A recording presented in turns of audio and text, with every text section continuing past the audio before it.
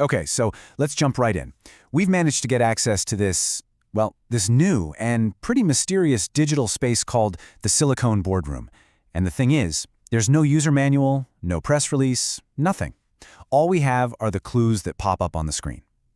So think of us as detectives for the next few minutes. We're going to piece this all together and try to figure out what this thing actually is. And bam, right off the bat, this is what we see. It's not a welcome screen, it's not a login page, it's a status update, syncing. This feels live, like we've just plugged into a system that's already running, already in motion. It just immediately sets this tone of mystery, like something is happening right now.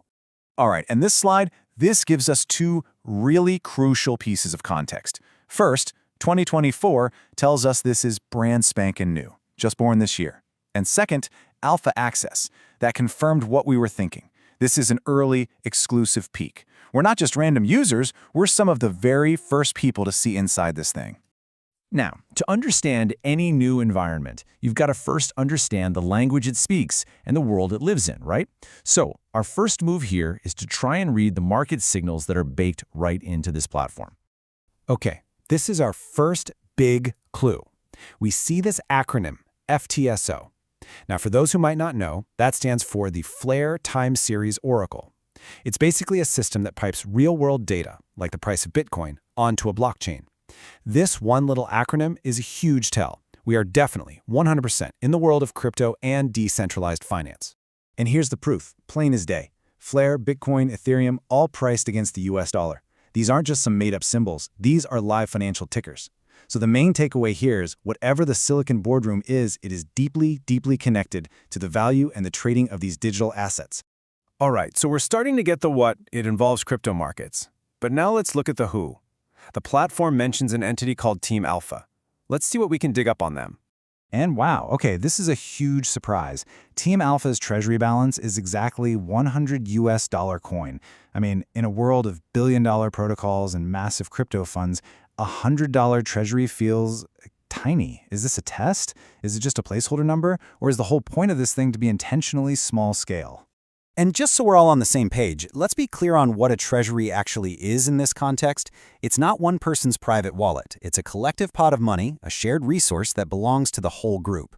This just reinforces the idea that Team Alpha isn't just a cool name, it really is a collaborative group. And this slide lays out the structure perfectly. You've got the team's money over here, the collective pot, and then you have your money over there, your personal stake. This kind of two-part system is super common in these decentralized groups. It keeps the group's capital separate from what each individual owns, so there's a me and there's a we. Which brings us right back to this fundamental question. What is the actual point of a team with a treasury that's, barely enough to cover a nice dinner for two? Is this some super small private investment club? Or maybe it's not about the money at all. Maybe this is a game where the stakes are meant to be low. What do you think is going on here? So, we've looked at the market, we've looked at the team. Now let's turn our attention to what is, without a doubt, the most bizarre clue of all. A single line of text that might just hint at the real power structure of this whole system. Just look at this sequence of events. It starts out like a totally standard connection log, until it isn't. Reconnecting to database node. Yep, okay, that's normal. Connection secure. Great, love to see it. And then, syncing with Lord Silicon. And that's where things get really, really weird. I mean, who or what is Lord Silicon? That's not a server name, that's a title, like royalty. Is it just the quirky handle of the lead developer? Could it be the name of some master AI that's running the whole show from behind the scenes? Or is it maybe a piece of lore, a character in some kind of game that we've just walked into? This is by far the most poetic and perplexing clue we have. So, let's pull back and put all these pieces together on the table.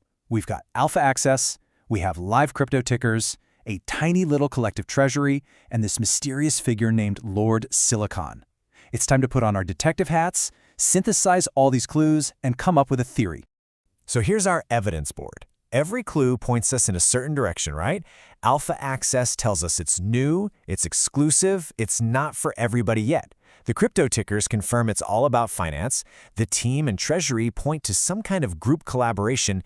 And Lord Silicon, well, that hints at some kind of central intelligence or authority pulling the strings. So when you put it all together, What could the Silicon Boardroom actually be? Well, based on the evidence, there are a few possibilities. Maybe it's a new, stripped-down version of a DAO. Or it could be a small, private guild for traders to team up. It definitely has the feel of an on-chain strategy game, almost like a fantasy stock market.